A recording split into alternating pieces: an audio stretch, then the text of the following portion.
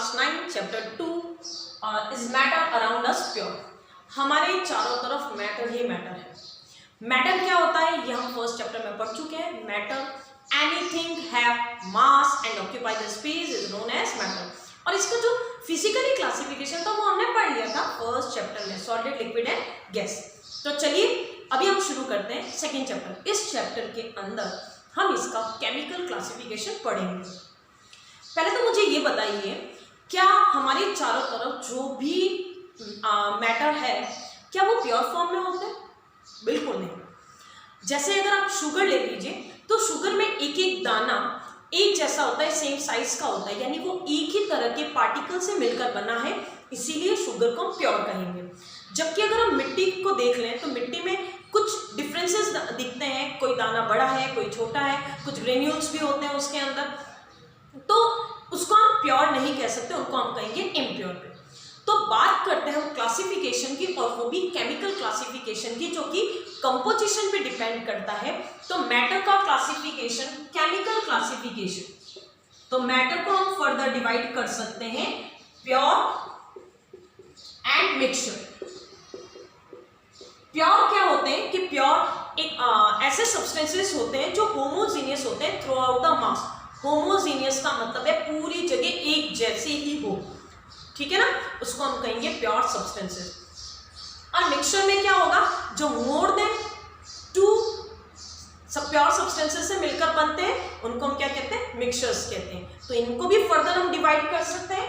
Pure substances को further divide किया गया है एलिमेंट्स में एंड कंपाउंड्स में। अगर हम एलिमेंट्स का भी फर्दर क्लासिफिकेशन देखें तो ये भी 3 क्लासेस में डिवाइडेड है, metals, non metals and metalloids. और जो कंपाउंड्स होते हैं उनमें आएगा organic compounds and inorganic compounds. और मिक्सचर्स जो होते हैं उनको हम डिवाइड करते हैं होमोजीनियस मिक्सचर में एंड हेटेरोजीनियस। अब अगर हम एक एक को फर्दर बहुत डिटेल में पढ़ेंगे, इसके अलावा आपको इन सबके एनसीईआरटी के एक एक क्वेश्चंस का आंसर, इस टॉपिक में जितने भी इंपॉर्टेंट क्वेश्चंस बनते हैं वो आपको इस टॉपिक के खत्म होते ही जरूर मिलेंगे। तो स्टे ट्यून, अभी हम कंटिन्यू करते हैं। अगर हम बात करते हैं प्योर सब्सटेंस, तो हमने पढ़ा था, अभी बताया आपको कि प्योर सब्सटेंसेस क्या होते हैं कि जो होमोजीनियस होते हैं थ्रू आउट द मास, यानी एक जैसा, बाहर अंदर कुछ भी नहीं, बिल्कुल एक जैसा होता है, उसको हम क्या कहते हैं, प्योर सब्सटेंसेस। अब उसमें फर्स्ट आता है एलिमेंट्स।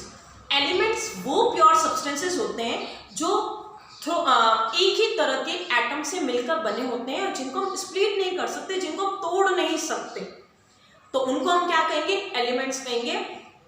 अब अगर हम नई डेफिनेशन देखें तो एलिमेंट्स को हम ऐसे भी कह सकते हैं कि वो सब्सटेंसेस जिनको पीरियोडिक टेबल में जगह दी गई है उनको क्या कहा जाता है, प्योर एलिमेंट्स। अब इसमें भी आता है metals, non metals and metalloids. अगर हम बात करें कंपाउंड्स की, जैसे मेटल्स में हम एलिमेंट्स की एग्जांपल देख लो, आयोडीन है, क्लोरीन है, ब्रोमीन है, हाइड्रोजन है, ऑक्सीजन है, जो एक ही तरह के एटम से मिलकर बने और इनको पीरियोडिक टेबल में भी जगह दी गई है। इसी तरह से जो H2O है ना, कार्बन डाइऑक्साइड है, ये सारे भी क्या कहलाते हैं, कंपाउंड्स कहलाते हैं, क्योंकि ये एक तरह के नहीं, मतलब उसमें मोर देन 2 एटम से मिलकर बने। लेकिन आप देखिए कंपाउंड्स को हम किसी भी जनरल फिजिकल मेथड के थ्रू सेपरेट नहीं कर सकते। बात करते हैं मिक्सचर्स की। मिक्सचर्स में क्या होगा, combination of more than 2 pure substances, जो एक से ज्यादा प्योर सब्सटेंसेस से मिलकर बनते हैं, उनको हम मिक्सचर्स कहते हैं। देखिए मिक्सचर और कंपाउंड में सबसे बड़ा डिफरेंस यही है कि मिक्सचर्स को जो हमें वो सिंपल फिजिकल प्रोसेस के थ्रू सेपरेट किया जा सकता है, जबकि कंपाउंड्स को सेपरेट करना मुश्किल है। इनको भी हमने फर्दर डिवाइड किया गया, homogeneous and heterogeneous. Homogeneous mixtures में क्या होंगे कि जो डिस्ट्रीब्यूशन से वो यूनिफॉर्म होगा, एक जैसा डिस्ट्रीब्यूशन होगा, उनको हम कहते हैं होमोजीनियस मिक्सचर। और हेटेरोजीनियस मिक्सचर्स यानी जिसमें यूनिफॉर्मली डिस्ट्रीब्यूशन नहीं होगा। तो आज आप इस चीज को रीड करिए। आज हमने इंट्रोडक्शन पढ़ा है, नेक्स्ट क्लास में हम एक एक को हम ब्रीफली डिटेल में पढ़ेंगे और इनसे किस तरह से क्वेश्चंस बनते हैं हम जरूर बताएंगे।